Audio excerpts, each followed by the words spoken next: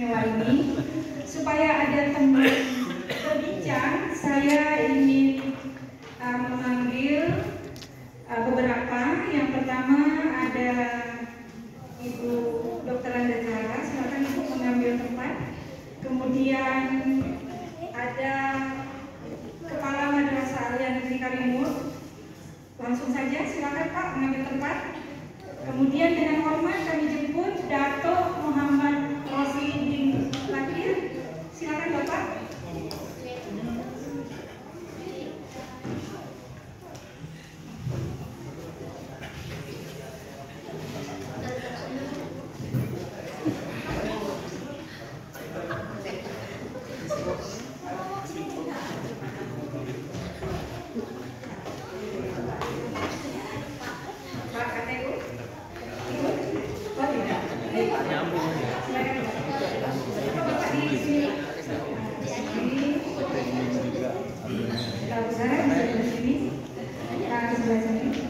Kemudian Pak Kamas di sebelah beliau juga boleh.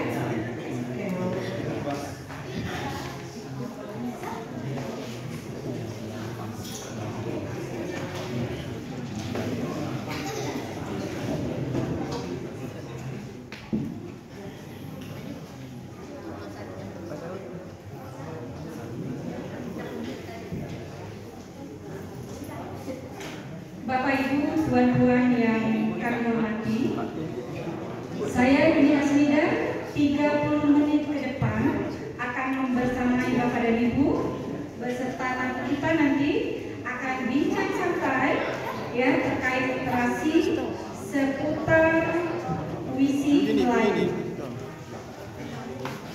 Itu asam pedas kosong tuh. makan.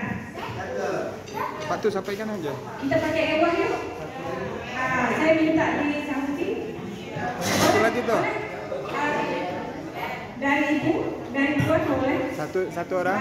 Satu orang lagi boleh. Saya kursinya kosong. Bincang-bincang. Iya, kita bincang-bincang saja.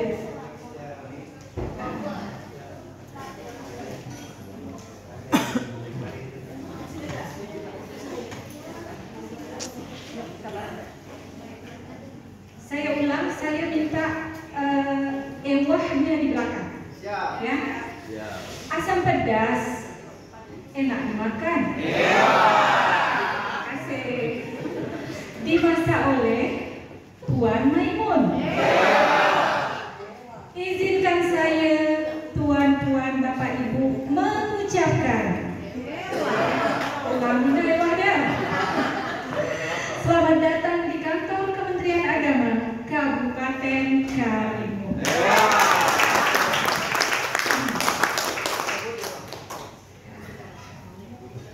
Selamat siang, selamat bertemu di acara bincang santai terkait literasi. Nantinya kita akan bicara tentang puisi Melayu.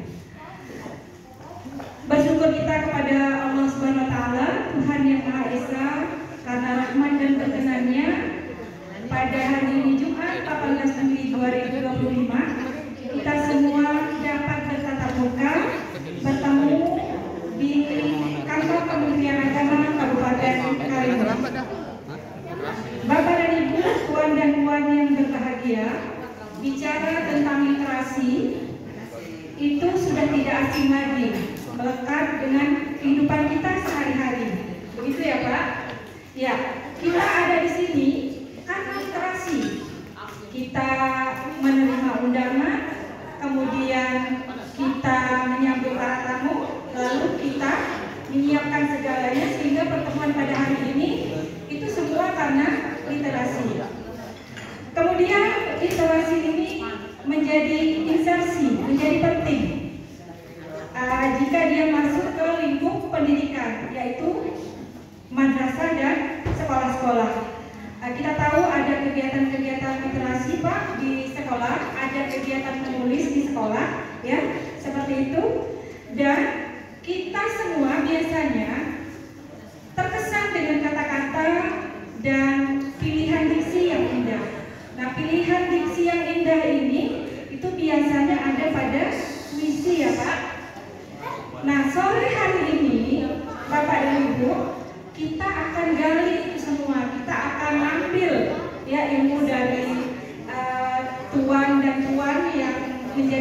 kita siang hari ini, bagaimana sesungguhnya puisi Melayu itu. Terkait dengan itu semua, ini relate dengan Gurindam 12 pasal kelima yang dituliskan oleh sastrawan Melayu dari Kepulauan Riau, yaitu Bapak Raja Ali Haji, yang berbunyi kurang lebih, jika hendak mengenal orang berbangsa, lihat kepada budi bahasa. Maka nanti kita akan merasa dan akan mendengar, ya, bahwa bahasa yang muncul nanti itu ada besti, ya, beda tipis-tipis. Nah, itulah tadi keragaman dan keindahan, ya, kemajemukan. Bagaimana kita berada di sini nantinya untuk menggali itu semua. Kemudian, Bapak dan Ibu, jika hendak mengenal orang berilmu, bertanya dan belajar tiadalah jemu. Jadi, Bapak dan Ibu, Tuan dan Puan, saya mengajak Bapak dan Ibu hari ini seolah-olah atau kita ibaratkan seperti gelas kosong. Jadi nanti jika ada hal-hal yang Bapak Ibu terima, oh saya sudah tahu, oh saya sudah ngerti, ya itu diikhlaskan, ya, sehingga nanti apa yang kita dapat, apa yang kita peroleh itu menjadi berkah dan dapat kita implementasikan di, ya, tempat kita masing-masing, khususnya diri kita. Kemudian jika hendak mengenal orang yang berakal di dalam dunia mengambil bekal. Bapak Ibu, Tuan dan Puan telah hadir bersama kita semua, dapat kita lihat di sini. Saya hadirkan 4 panelis. Nanti beliau-beliau ini akan menyampaikan, ya, bagaimana sesungguhnya literasi itu, bagaimana sesungguhnya kepenulisan itu, dan sebagainya dan sebagainya. Yang pertama ingin saya kenalkan, di sini ada, ya, panelis 1, Ibu Dr. Randa Hajah Zahara, AB. Beliau merupakan guru matematika di Madrasah Aliyah Negeri Karimun, ya, kemudian sekaligus penulis, ya, Bapak dan Ibu. Hai Ibu, sehat? Alhamdulillah sehat. Sudah berapa karyanya Ibu? Oke, sudah berapa Ibu? Alhamdulillah, sebenarnya karya saya sudah 5, tapi yang saya bukukan baru 3. Luar biasa, boleh? Oke, berikutnya ada panelis kedua, ya, Bapak Peri Widianto. Beliau merupakan Kepala Madrasah Aliyah Negeri Karimun. Cikgu besar, Pak. Iya, cikgu besar. Ya, beliau juga penulis. Ya, nanti kita akan dengar seperti apa pemaparannya. Berikutnya ada Ibu, ya. Ibu siapa itu? Ibu Zulaiha. Nah, Ibu Zulaiha ini merupakan tamu kita dari komunitas Persatuan Penulis Johor, ya. Jadi nanti beliau juga akan memberikan kita wejangan info-info terbaru terkait dengan kepenulisan. Atau langsung saja, ya, bisa dengan bagaimana menulis puisi Melayu. Berikutnya, nah ini core-nya, ya, ini pembicara inti, ya Pak. Kami nanti minta banyak nih dari Bapak, ya, seperti apa sesungguhnya puisi Melayu itu. Baik Bapak dan Ibu, tanpa berhela-hela atau membuang waktu, kita langsung saja dengarkan dari panelis 1. Ya, saja Ibu boleh gunakan mikrofonnya, boleh dipegang ke arah saja. Sampai ke titik ini, sejauh ini, ya, Ibu bisa berkarya, Ibu tahu tentang penulisan. Silakan Bu, kurang lebih saya berikan waktu 10 menit. Baik, terima kasih. Assalamualaikum warahmatullahi wabarakatuh. Terima kasih saya diberikan waktu. Pada hakikatnya, saya ini adalah orang yang tak pandai berbicara. Kalau bicara pun saya belepotan, karena saya adalah orang matematika. Tapi dengan kesungguhan hati, saya mencoba memberanikan diri Pertama kali ada pemanggilan untuk penulis Kepri. Saya coba mendaftar. Pertama apa yang saya buat pun saya tidak tahu. Sehingga diminta di waktu itu kami menulis hanya menggunakan 200 kata. Diberi waktu 1,5 jam kalau tak salah. Jadi seketika itu juga, ya dimanalah kita belum pandai apa-apa kan, kita buat saja. Nah jadi dari itulah saya gemar menulis itu. Bagi saya, menulis itu saya merupakan tantangan ya, dari hal-hal yang kita tidak ketahui menjadi kita ketahui. Kemudian dari itu kita ketemu gagasan atau ide yang bisa membangun, menyampaikan informasi dengan jelas, kemudian tegas dan menarik, sehingga pembaca tidak merasa jenuh membaca karya kita.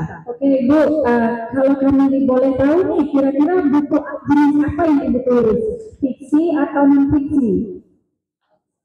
Saya menulis ada buku fiksi Bu, itu ada karya kami bersama, Antologi ya Bu? Ya, Kepulauan Riau ya, bersama dengan Bapak Gubernur. Berarti cerpen itu? Cerpen? Puisi? Puisi ya, berarti puisi bersama Pak, masih ada unsur-unsur pencerahan? Bukunya adalah Negeri Setuah Kota, ya, negeri Setuah Kota. Oke Ibu, luar biasa, Setuah Kota. Berarti beruntung ya Bu? Ya alhamdulillah, dengan menulis juga Bu, saya bisa ketemu orang besar. Orang besar fisiknya atau orang penting Bu? Maksudnya pejabat penting Bu.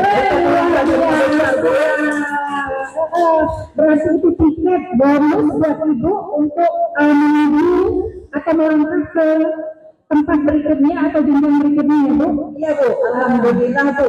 Kita tak kenal gubernur, gampang aja kita kenal Bu gara-gara itu Bu. Oke Ibu, di sini ada beberapa ya dari yang hadir. Oh ya, saya ingin sampaikan juga Bapak, kami ingin menyapa dari Ibu Ketua Bidang Pendidikan beserta anggotanya. Boleh angkat tangan Ibu, boleh lambaikan tangan. Mohon maaf tadi saya lupa. Bidang Pendidikan dari Wanita Persatuan Kementerian Agama Kabupaten Karimun. Oke, ada Bu Eti ya. Ada itu siapa Bu? Bu Agustini ya. Nah ini Pak dari Dharma Wanita. Karena kita tahu Dharma Wanita ini support program-programnya kantor. Salah satunya adalah bidang pendidikan. Jadi bukan tidak mungkin nanti ibu-ibu ini akan menggerakkan masanya ya lewat komunitasnya untuk gerakan menulis seperti itu.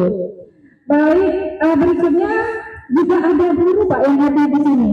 Jadi makanya mungkin ini akan disampaikan oleh Ibu Zahra tadi.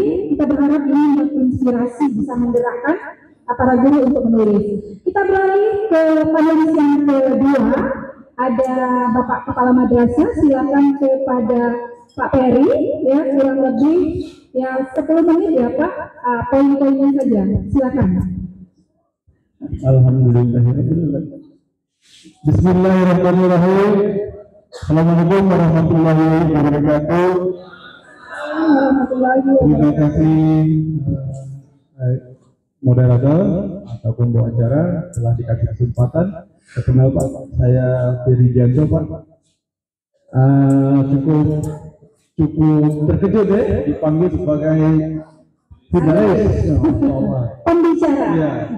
Kalau dari saya pribadi Pak, awal menulis memang tidak lepas dari rantai. Jadi ada ikatan multilaser dari Madam Dumi sendiri. Ya. Rantai apa sih? Ya. Kemudian, ya kita kan diajak gitu kan. Diajak bisa kan. Jadi kita masuklah dalam grup penulis Kabupaten Karimun. Awal menulis itu di Hotel Mahal. Tuh. Ya, Masya Allah. Biar inspirasinya keluar. Nengok pantai kan gitu. Tapi tak satu buku langsung hari itu. Sama itu dan juga kan ada juga tuh. Ada Ibu Rahmi. Beri atas dulu dengan Ibu Rahmi. Ada Ibu Rahmi.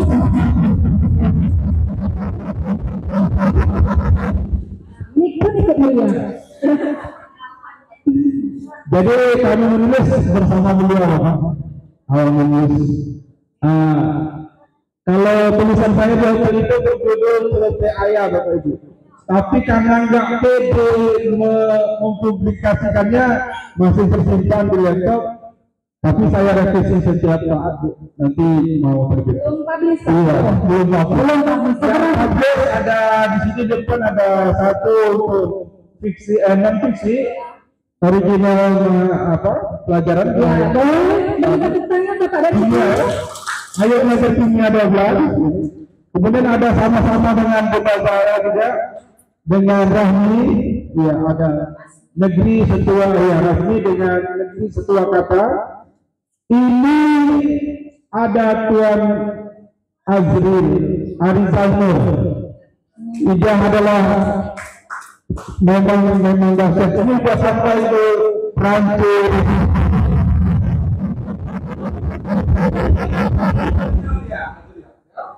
Kemudian bisa juga ketemu dengan gubernur sama nanti bilang ada gubernur Kepulauan Riau Haji Ansar Ahmad. Jadi kalau kita berilmu dan apa itu memang ada saja kan jadi yang datang. Benar sekali Pak. Ya. Yang terakhir saya juga udah ada terbit artikel ya di Sinta 3, kemudian ada simposium nasional, tapi nggak lulus ya, tapi sudah dapat terbitan. Mungkin hanya itu yang dapat disampaikan saat ini. Terima kasih. Wassalamualaikum warahmatullahi wabarakatuh. Waalaikumsalam warahmatullahi wabarakatuh. Jadi Bapak dan Ibu, ya kita sudah dengar juga tadi. Setiap penulis itu punya ceritanya masing-masing, dan cerita itu seperti mana-mana. Ada lucunya, sedih-sedihnya, bergednya, macam-macam di dalam itu. Karena kita kejar target agar tuntas. Nah, seperti Pak Peri tadi menyampaikan, kalau kita simpulkan, beliau ini jenis penulis bisa keduanya. Bisa menulis yang serius, ya, non fiksi, bisa juga menulis yang sifatnya menghibur seperti novel, cerpen, fiksi dan lain-lain, non fiksi. Baik, kita beralih nih, sepertinya agak sedikit ngebut, ya, kita pindah ke ujung sekali. Ada Ibu Zulaiha. Ibu Zulaiha, silakan Ibu. Kalau kami boleh request Ibu, ya, kami mau request, ya, sedikit ya Pak, izin. Yang saya tahu, yang saya dengar, bahwa katanya menulis puisi itu menulis kata yang bukan kata. Benar, itu satu. Ya, jadi saya mau request alasan kira-kira seperti itu. Yang kedua, kenapa dari sekian banyak aktivitas, kenapa menulis yang dipilih? Kenapa tidak menyanyi, ya, bikin kriya dan sebagainya, gitu. Kenapa harus menulis? Terakhir, apa sih bedanya? Ya, puisi dan puisi ini, hasil itu, nilai-nilai itu, keunikannya itu di mana? Kepada Ibu, dengan segala hormat kami persilakan. Waduh, banyak soalannya itu. Hanya 3. Kalau saya lupa diingatkan ya. Ya, karena gini Bu, tadi saya melihat Bapak itu, saya sudah tahu Bapak saya. Jadi harus dijaga baik-baik, nanti atur, ya, tidak dapat ngomong. Jadi begitu Bu, silakan. Oke, terima kasih diucapkan kepada Puan moderator. Iya, sama-sama gini. Iya, Selamat perkenalan. Ya. sama-sama Ibu. Assalamualaikum warahmatullahi wabarakatuh. Waalaikumsalam warahmatullahi wabarakatuh. Salam sejahtera, salam perkenalan semua dah ya. Syukur Alhamdulillah hari ini saya dapat turut hadir bersama Bapak Rosli dan delegasi Persatuan Penulis Johor, ya, Tuan Haji Yahya, tadi Bapak Amiruddin. Yang mana Bu? Tuan Haji Yahya? Oh Bapak, oke. Tapi kan tak tahu juga. Tadi ditujukan pada Bapak Rosli atau Bapak Yahya. Kami mau memberkati Bu. Boleh. Boleh. Sangat arif tentang tentang puisi. Boleh. Okey, tapi walau bagaimanapun saya juga ada berminat dalam penulisan puisi. Tapi pertamanya pada mula-mula berkecimpung dalam bidang pengkaryaan ini, saya menulis non-fiction, macam buku kerja lah untuk peperiksaan peperiksaan di peringkat awam di sana. Contohnya di sana dipanggil SPM, Sijil Pelajaran Malaysia. Itu bisa kita sebut dengan supervisi atau apa Bu? Atau asesmen? Adalah untuk penilaian itu. Penilaian ya? Buku kerja. Kemudian ada ulasan Komsas juga. Ulasan Komsas tu di sana ada buku teks yang menggunakan komponen sastra untuk subjek bahasa Melayu. Jadi salah satu daripada komponen itu diambil daripada novel dan juga antologi lah ya. Antologi. Wah, luar biasa, ambil dari novel. Jenis tulisannya itu adalah non-fiksi, ambil dari fiksi, gitu Bu? Bukan, maksud saya non-fiksi saya itu buku yang berkaitan dengan buku kerja untuk persediaan peperiksaan. Dia lebih kepada macam latih tubik latih tubik topikal. Contohnya ada aspek tata bahasa, ada soalan pemahaman, ada rumusan, begitulah ya. Itu peringkat awal lah saya berkecimpung dalam bidang itu. Tapi apabila saya menyertai Persatuan Penulis Johor, saya lebih cenderung untuk menulis karya sastra. Karya sastra, antara novel saya yang pertama yang saya pernah tulis ialah Jejak Monpus. Jejak Monpus itu sedikit Bu, boleh bocorannya? Dia kisah apa ya? Jejak Monpus itu kisah tentang serangan ulat bulu di sebuah kampung. Kemudian ada satu watak hero yang telah menyelamatkan kampung itu daripada terus diserang ulat bulu yang semakin mengganas. Jadi watak itu telah mencipta satu racun serangga perosak itulah untuk membunuh, menghapuskan serangan ulat bulu itu, dan dia telah memenangi anugerah inovasi. Luar biasa. Boleh nanti boleh ya Bu, kontak-kontak luar biasa. Ya, saya ada menulis novel kanak-kanak. Tapi novel kanak-kanak ni dia agak payah buatannya berbanding novel remaja. Kenapa Tu? Sebab mungkin kita sudah jauh daripada alam itu. Jadi ketika saya mau menulis novel kanak-kanak, saya kena macam mopeng apa yang anak-anak saya kecil-kecil ketika itu berdialog. Bagian dari riset ya Bu, jadi kita harus riset dulu ya. Dah lama tak melalui zaman. Betul. Betul. Jadi mopeng dengar apa bicara kanak-kanak kan, dialog-dialognya. Sebab novel kanak-kanak ni dialognya agak mudah, ringkas begitulah, tak boleh macam apa ya, Panjang-panjang ya. Jadi kena kursus juga lah, kena bengkel. Baru saya boleh menjiwai. Satu bengkel tak Bu? Satu bengkel dengan kursi tadi? Lain-lain. Oh, lain-lain. Persatuan Penulis Johor selalu ada banyak menganjurkan bengkel. Bengkel novel science fiction, bengkel. Kalau Bapak Rosi banyak buat bengkel-bengkel puisi tradisional lah. Nazam, Gurindam, Pantun, begitulah ya. Itu pun saya sudah terjebak banyak lah dalam puisi tradisional. Bapak Rosi selalu ajak saya, mengingatkan saya. Sebab saya ketika masih bekerja sering sibuk dengan urusan sekolah. Jadi Bapak Rosi selalu ingatkan saya untuk tulis lah untuk tulis puisi. Dan ada beberapa juga antologi yang terbit lah, antologi bersama.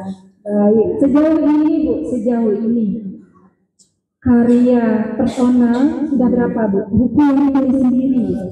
Sendiri saya ada total 5 buah novel. Berapa halaman itu Bu? Berapa halaman itu? 200, 190 lebih, 170 lebih, begitulah. Kalau novel kanak-kanak tu dia tipis sikit lah, dalam 170 lebih. 170 luar biasa.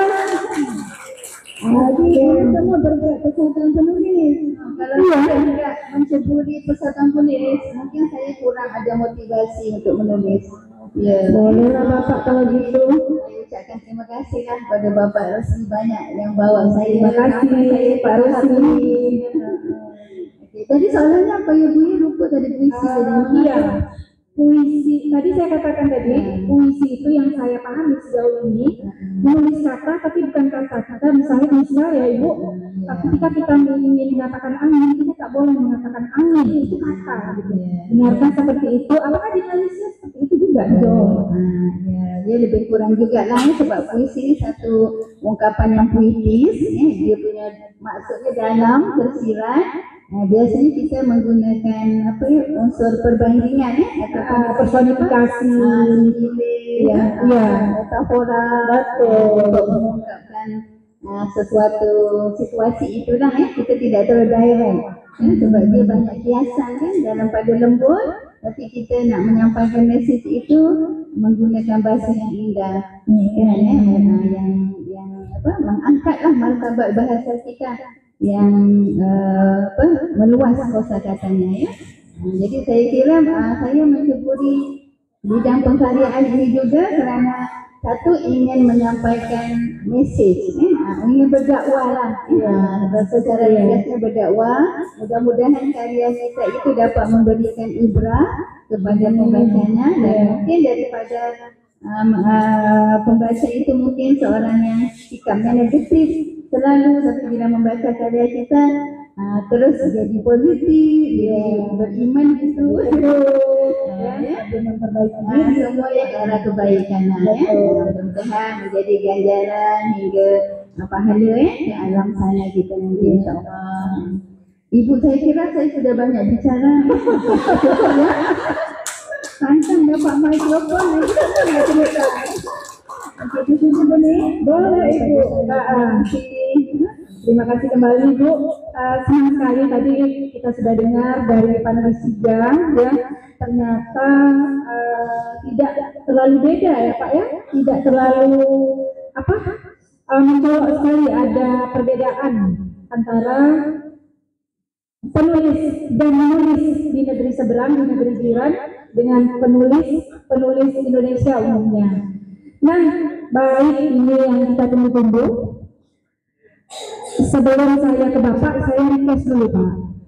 Request yang pertama, yaitu kami ingin diberi penjelasan lah. Kenapa di Malaysia itu disebut dengan puisi Melayu? Ya kan? Kenapa tidak puisi saja gitu? Kemudian puisi yang dimaksud itu seperti apa? Nah, berikutnya, boleh tidak puisi Melayu itu nanti terakhir, itu setelah Bapak menyampaikan trik-triknya, langkah-langkahnya, giat-giatnya, kami pengen dengar Bapak puisi Melayu itu dari Bapak, atau yang mewakili, atau pakarnya gitu. Ya, boleh? Kalau tak boleh, ini kami tahan nih, belum pindah-pindah, boleh Pak ya? Boleh. Baik, dengan segala hormat kami berikan waktu kepada Bapak. Saya tidak mengunci Pak waktunya, ya, pada Bapak dipersilakan.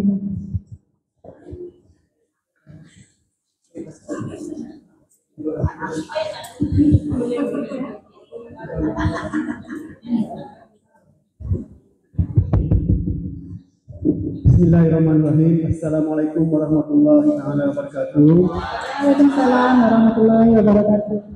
Terima kasih Puan Moderator, pemudah acara, rakan-rakan ahli panel di depan, serta tetamu kehormat, serta para hadirin hadirat yang saya muliakan pada hari Jumaat ini.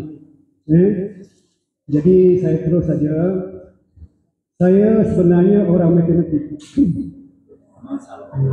Sama berarti orang matematika ya, iya Pak.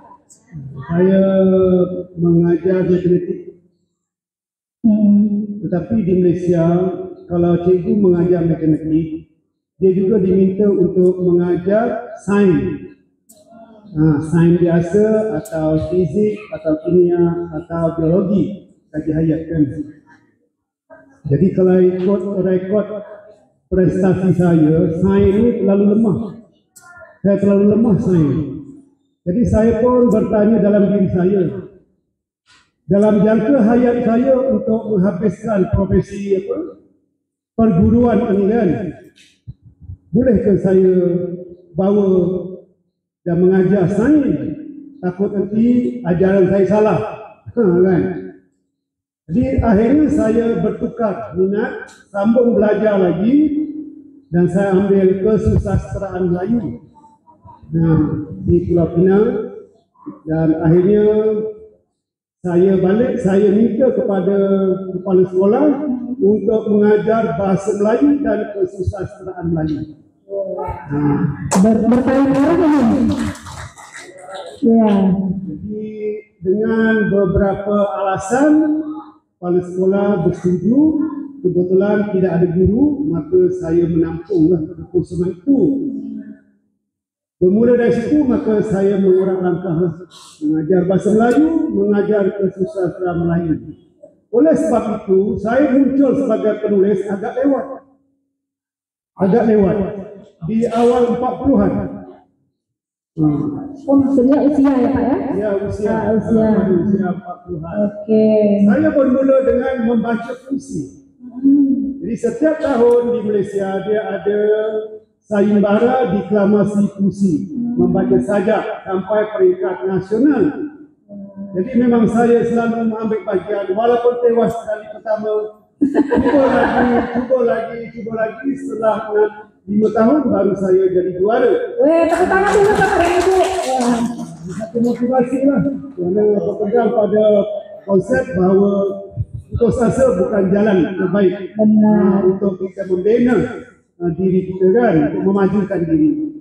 Jadi saya dah juara, maka bukan negeri Johor. Negeri Johor dia ada sistem, kalau kita dajuhan negeri Johor, kita akan wakil negeri Johor ke peringkat nasional, dan jadi ada 14 negeri bertanding. Malahnya pada ketika itu saya tertinggal perkataan sejarah. Saya baca saja Awam Abdullah, penulisnya ialah Awam Abdullah.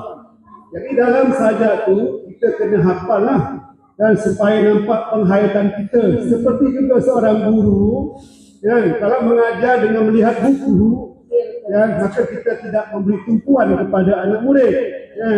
Jadi sama juga tidak dapat ya Pak. Ya, betul. Jadi sebagai deklamator kita kena kuasai tulisan penyair itu, dan kita sampaikan dengan keberanian dan keyakinan. Tapi malangnya ketika itu spotlight pun banyak kan. Jadi apabila spotlight itu ada, saya tertinggal perkataan sejarah. Jadi perlu diingat, apabila kita membaca sajak orang lain, kita jangan mencecerkan, meninggalkan mana-mana perkataan yang memberi kesan malu yang besar. Kalau kita dia tulis tidak makan, kita bacakan tak makan, pengertiannya tidak hilang. Tapi kalau kata sejarah lalu, kita tak kata lalu itu. Apa yang lalu itu? Sejarah ke, perjuangan ke, pengorbanan ke, tidak? Jadi ini sistemlah di Malaysia ada sistem itu. Jadi apabila kita tertinggal satu perkataan atau baris, mana-mana baris saja itu, maka kita disqualified. Izin Bapak, berarti maksudnya tertinggal itu apa yang tertulis itu yang dideklamasikan, yang dibaca, jangan dirubah-rubah. Itu maksudnya Pak? Kita bukan saja memberi kredit kepujian kepada penulis asal, kan? Tapi kita juga menjadi agent kepada penulis untuk menyampaikan mesej beliau kepada khalayak atau orang ramai. Jadi ke situ bukan saja kita meninggalkan perkataan memberi kesan makna yang berbeza, tapi pada masa sama kalau kita ulang-ulang perkataan itu, sedangkan dalam teks tidak diulang-ulang pun salah juga. Contoh dia negara merdeka. Tapi saya mengatakan negara merdeka, merdeka, merdeka, merdeka. Saya tambah 3 merdeka. pun tidak boleh. Jadi kita telah melanggar teks asal penulis asal. Apa adanya yang tertulis itulah ya Pak ya. Ya betul. Jadi kita sebagai agent lah untuk menyampaikan maklumat apa-apa yang ditulis oleh penulis asal. Itu sejarah saya lah. Jadi apabila kita membaca sajak ni, lama-lama saya menghayati, tak saya menghafal. Kadang-kadang 2-3 sajak saya hafal bertahun-tahun kan. Di sekolah pun saya mengajar hafal sajak. Akhirnya saya jatuh cinta pada penulisan. Jadi permulaan saya menulis setelah saya melalui beberapa tahun membaca sajak. Membaca sajak saya dapat menghimpunkan banyak diction. Kata-kata indah, kata-kata menarik, kata-kata yang bertempat, yang terkesan, macam-macam. Kat situ jadi menarik memak hati perasaan saya lah untuk menulis. Maka saya pun mula menulis. Dan tulisan saya yang pertama muncul dalam Mingguan Malaysia, Akhbar Perdana Malaysia, Mingguan Malaysia. Koran ya Pak ya? Koran. Muncul di korannya. Jadi setelah saya mula berfikir-fikir belajar dan saya masuk ke Satuan Penulis Johor. Ketika itu belum ada lagi kecanggihan teknologi makluman. Kan? Jadi banyak sesi pertemuan bersemuka macam ini kan. Jadi penulis senior mengajar kita berkongsi ilmu kan. Tidak seperti sekarang lah. Jadi kat situ saya telah membina peribadi saya lah sebagai seorang penulis. Jadi saya membuat keputusan sendiri untuk memajukan diri saya memutuskan saya tak mahu ambil penulisan-penulisan yang lain. Saya hanya jatuh cinta pada puisi sahaja. Fokus puisi saja, tidak yang lain. Okey. Saya muncul agak luas. Saya tak pergi ke pen, kita pendek. Saya tak pergi drama, strip kita. Berarti Bapak ni tipenya yang tidak selingkuh. Ya, di situ saja. Ya Pak? Okey, kita lanjut Pak. Lanjut Pak. Jadi saya lanjutkan. Sekarang saya sudah ada 106 buah buku antologi. Wow. Saya baru 30 Pak. 100 berapa tadi Pak?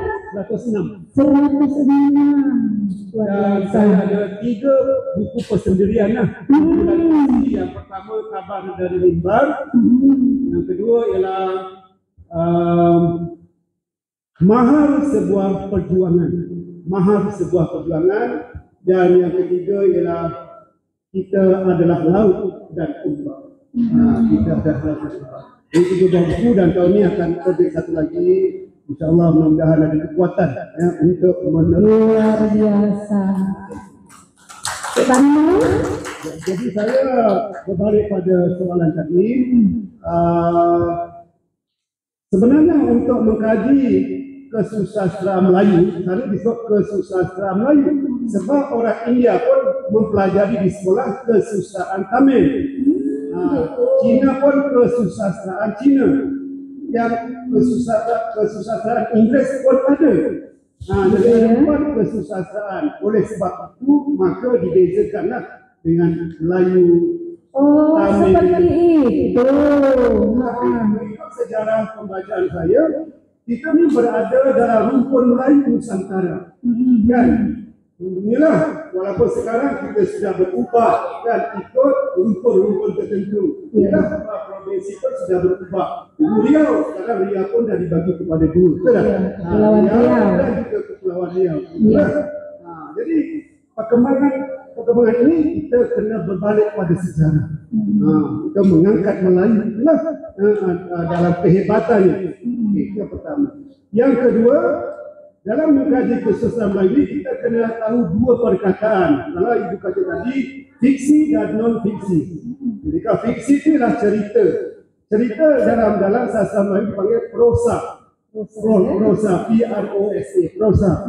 Prosa ini antara lain adalah seperti novel, cerpen, drama, anekdot, cerita, banyak jenis yang ceritanya panjang. Kalau buku kita kecil, ceritanya pendek. Tapi satu lagi istilahnya adalah puisi. Jadi kalau saya mengajar di sekolah, Kadang-kadang pelajar akan tanya, cikgu hari ini nak ajar sajak ke nak ajar puisi? Jadi kat situ saya sudah dapat tangkap bahawa pelajar masih lagi keliru antara sajak dengan puisi. Memang itu berbeda ya Pak? Beda. Oh, gitu. Jadi kalau saya kata tangan kiri saya inilah puisi, maka tangan kanan saya inilah prosa. Jadi sastra Melayu ada dua cabang, satu prosa, satu puisi. Puisi ini dibagi lagi dua. Pertama puisi Melayu tradisional yang lama-lama dulu. Yang kedua ialah puisi Melayu moden. Jadi macam mana nak tahu pemisahannya? Apa beza moden dengan tradisional? Tradisional itu disampaikan secara lisan. Dulunya kan pantun, lisan saja mereka mahir. Cakap mereka sebab tidak ada alat-alat radio, televisi tak ada. Lisan lah menjadi alat komunikasi tunggal. Jadi kat situ dia banyak jenis puisi Melayu tradisional. Saya juga ingin menyentuh di Malaysia kita kadang-kadang ada yang menyebut puisi Melayu tradisional, ada yang menyebut puisi Melayu lama, ada yang kata puisi Melayu klasik. Jadi mana satu penggunaan kata yang tepat? Jadi Dewan Bahasa dan Pustaka memilih puisi Melayu tradisional. Mengapa tidak pilih klasik ataupun puisi Melayu lama? Perkataan lama dan klasik itu umpama sudah berada dalam museum, galeri.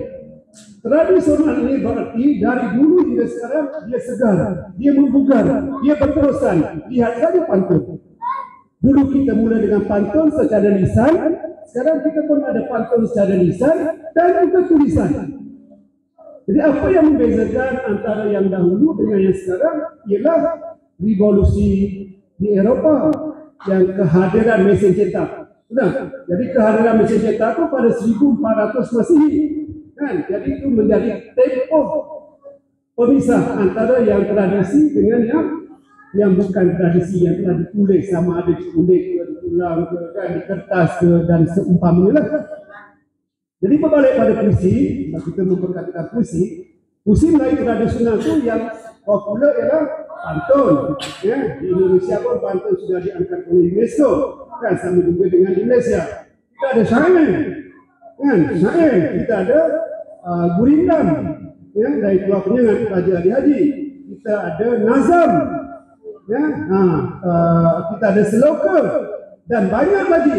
Yang banyak lagi ialah yang tidak pernah diketengahkan oleh masyarakat sekarang. Saya tanya pada Pak Azrizal Nur melantik saya sebagai koordinator, mentor dan editor Malaysia. Semua penduduk Malaysia saya yang akan uruskan untuk menghantar karya ke rumah seni Asnur Pak Azrizal Nur ya Pak? Saya. Jadi saya lah yang dilantik sejak 2018. Sudah sejak tahun pergi kecuali masa Covid saya tak pergi ke sana lah. Pelancaran buku kan. Macam tahun ni ialah puisi etnik Nusantara. Jadi Malaysia kali ini menampilkan 424 penulis paling ramai lah. Jadi kalau di Asia Tenggara dah pecah rekod lah, rekod muri dengan 1,368 ke 369. Banyak ya Pak peminatnya ya. Waduh, luar biasa. Mudah-mudahan ini nanti akan lahir ya dari kami KPI ini, karena kami kalau misalnya bertemu itu jumlahnya itu sangat kecil gitu. Tapi kami terus terus berupaya gitu. Mendengarkan dari Bapak ini mungkin bisa menjadi pemantik semangat teman-teman semua ya, bagaimana sebenarnya puisi ini nanti mulai dari puisi lah mungkin seperti itu. Silakan Pak dilanjut. Saya ada mengajukan kepada Pak Azrizal, pantun kita dah buat, syair kita dah buat, gurindam pun kita dah buat. Saya kata Pak Azrizal kita buat nazam lah. Kita kata nazam itu apa? Jadi di Johor saya dengan Persatuan Penulis sudah menyegarkan nazam, dan ada sebuah buku dipanggil Nazam Ummah yang saya buat, buku dan sebarlah di Malaysia. Jadi Jadi pada hari esok tu saya akan bagi proposian lah nazam tu di sekolah menengah pertama negeri 2. Sekolah menengah pertama negeri 2 tadi mana? Adik? SMP. Tetap. Sampai 2 ibu. Mungkin sekolahnya ibu ini. Ya? Karimun ya Pak? Karimun. Oh, Karimun ya. Iya. Jadi nazam. Jadi apabila kita mengkaji puisi Melayu tradisional, saya tak sebut lagi puisi Melayu moden ya. Puisi Melayu tradisional seperti syair, pantun syair, nazam, sloka, gurindam kan. Dan banyak lagi ada 14. Ya, qitaah, ghazal, ya. Macam-macam. Ada ya, saya pun tak ingat. Saya tengah mencari dan lagi lah. Jadi puisi Melayu tradisional tadi, mengapa kita tidak sebut puisi Melayu lama atau puisi Melayu tradisional klasik kan? Sebab perkataan lama dan klasik itu semacam sudah terkubur, tidak diguna pakai oleh masyarakat pada hari ini. Jadi dia ubah menjadi perkataan tradisional. Analoginya atau perbandingan mudah. Kalau dulu kita menggunakan serika untuk menggosok baju kan, dulu pun ada serika, sekarang pun ada serika, betul? Jadi serika ini dia evergreen lah, dulu sampai sekarang ada, cuma dia ada peningkatan, ada kemajuan teknologinya. Sama juga pantun, seperti itu. Dulu pantun asal bunyi cukup, tetapi sekarang kalau kita nak pantun, kalau boleh RUSA kan, dia nak sama suka kan.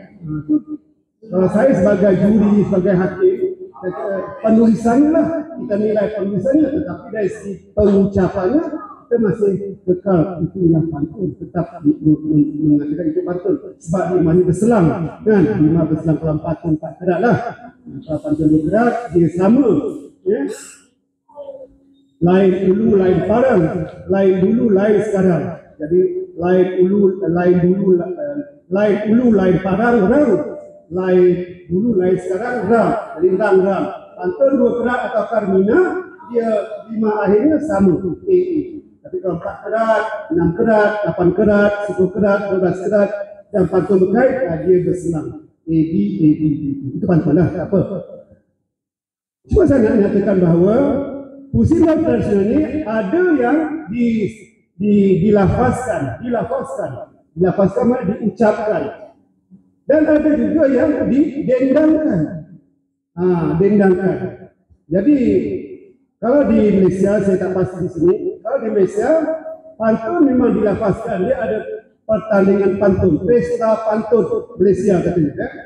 Jadi pelajar akan mengucapkan, sebab satu daripada sifat pantun adalah jeda atau perhentian tengah. Contoh ya, kalau kita dengar kadang-kadang di radio, tak jumpa lah kalau kita dengar, kadang-kadang tak betul tu. Ya?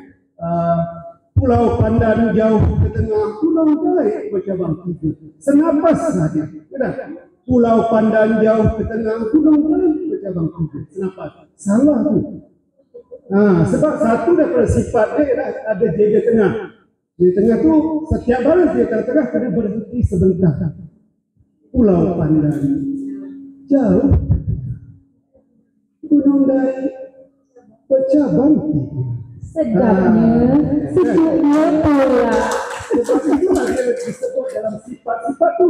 Dan kalau kita tak mengkaji dengan mendalam sifat-sifat sesebuah puisi, maka kita terperangkap. Kita ingat seronok kita sahaja. Kan? Jadi kita Jadi malu saya teringat pantun saya tadi. Apa lah mati bapak. Pantun apa tadi tu ya? Tapi itu ilmu ya Pak. Kemudian kalau syair pun dia banyak lagu, dia ada 17 lagu. Didendangkan. Tu saya pun tak sempat nak mendendangkan, kalau sehingga 5 itu boleh lah kan. Kemudian nazam. Nazam. Jadi orang akan keliru nanti tengok nazam, gurindam, pantun 2 kerat. Ya, cuba saya kalau ditulis lah ya, siapa yang boleh tulis, saya ini spontannya, kalau salah saya maafkan saya lah. Kalau saya kami pun paham bapak salah. Pantun 2 kerat ya. pantun dokteran tadi lain ulu, lain parang. Ya. Ini lain pemegang dia, lain bentuk parang itu kan. Lain dulu, lain sekarang. Jadi di sini, walaupun dia dua baris, yang pertama itu sampiran ataupun pembayang, yang kedua itu ialah maksud, kan?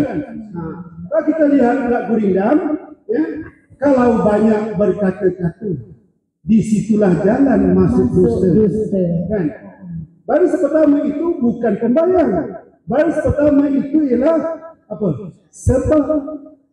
Sebab engkau banyak sangat bercakap-cakap, akibatnya jatuh pada baris yang kedua. Itulah jalan masuk dusta. Kadang-kadang anak-anak kita kan melihat kecelakaan, kemalangan di jalan raya, apabila balik ke rumah ceritanya lebih-lebih. Kan? Banyak sangat ceritanya. Itu yang kemungkinan. Okey, Bapak saya mau izin, mohon maaf betul. Saya takut kalau banyak-banyak yang disampaikan tumpah. Tak ingat. Nah, jadi bagaimana kalau kesempatan ini Pak saya beri kepada teman-teman yang sangat-sangat ingin tahu dan ingin bertanya. Azan ya Pak? Azan. Kita jeda dulu Pak.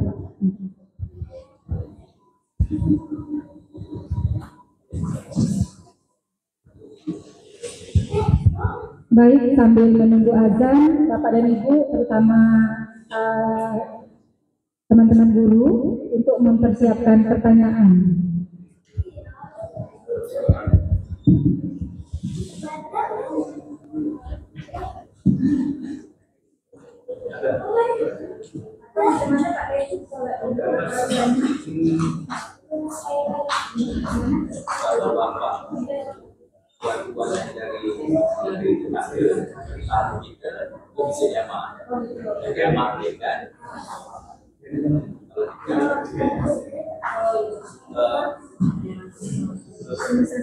Jadi biasa